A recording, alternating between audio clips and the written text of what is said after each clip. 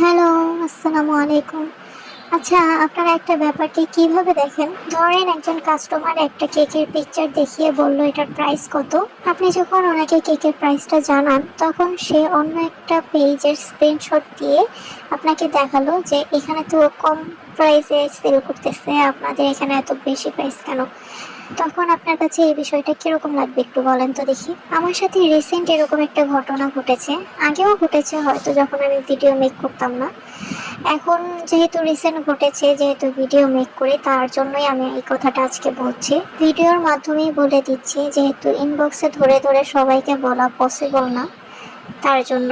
আগে ঘটেছে কিনা আমার সাথে সেটা আমার মনে নেই এই মুহূর্তে। তো যাই হোক, যেটা বলবো সেটা হচ্ছে, আপনারা এরকম অন্য পেজে স্ক্রিনশট দেখিয়ে কি প্রমাণ করতে চান বলেন তো একটু। আপনাদের কি ধারণাটা এরকম যে আপনি ওই পেজে স্ক্রিনশট দেখালেই আমি প্রাইসটা কমিয়ে ফেলবো? বা আপনারা কি এটা মনে করেন যে আমি আপনাদের হাতে পায়ে ধরবো যে আমার থেকেই কেকটা নেন? এরকমটা আসলে কিছুই না। আমি আমার কেকের প্রাইস কখনোই কমাবো না। আমার কেক যদি সেল নাও হয়, তাও আমি কেকের মান কমিয়ে, কেকের মান নষ্ট করে কখনোই কম দামে সেল করব না। আচ্ছা, আমরা যারা কেকের কাজ করি, হ্যাঁ, তারা কি সবাই সেম প্রোডাক্ট দিয়ে কাজ করি? আপনি যখন একটা দোকানে যাবেন, তখন কিন্তু ভালো খারাপ আছে। একটা জিনিসের দাম যদি বেশি হয়, তাহলে অবশ্যই জিনিসটা ভালো হবে, কারণ ভালো জিনিসের দাম বেশি হবে, এটাই স্বাভাবিক।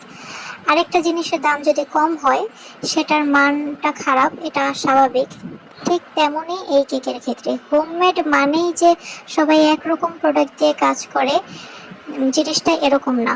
ধরেন আমি ক্রিমের কথাই বলি, ক্রিম তো 600 টাকা দামেরও ক্রিম আছে, আবার 200-250 টাকারও ক্রিম আছে, ঠিক আছে। আবার ধরেন কেউ বাজারের খোলা ময়দা ব্যবহার করে, আবার কেউ হচ্ছে প্যাকেটের ময়দাটা ব্যবহার করে, কেউ সুগার সিরাপ ব্যবহার করে, কেউ মিল্ক সিরাপ ব্যবহার করে, কেউ হচ্ছে কেকের মধ্যে গানাশ বেশি পরিমাণে ইউজ করে, কেউ হচ্ছে কম পরিমাণে ইউজ করে।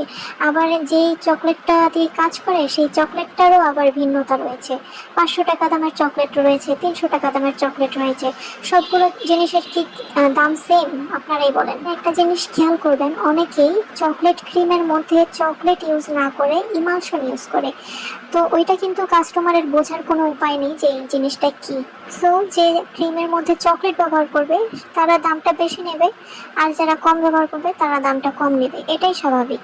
তো আপনারা এরকম বোকার মতো কথা বলে নিজেদেরকে লজ্জায় কেন ফেলেন আমি জানি না। আপনি হয়তো যেখান থেকে কমে কেকটা নিয়েছেন, সেই কেকটাও হয়তো খেতে মজা, হয়তো ভালো, কিন্তু খুব ভালো আর ভালোর মধ্যে পার্থক্য রয়েছে। বেসিক, প্রিমিয়াম, অথেন্টিকতার মধ্যে পার্থক্য রয়েছে। আপনারা সেটা না বুঝেই এরকম উল্টাপাল্টা কাজ করেন।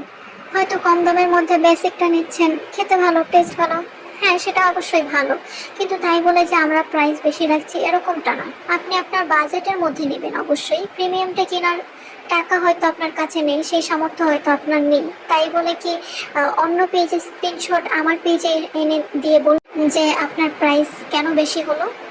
এতটা অবুঝের মতো প্রশ্ন করেন আপনারা, মানে বলার বাইরে। আশা করি সবাই বুঝতে পারছেন।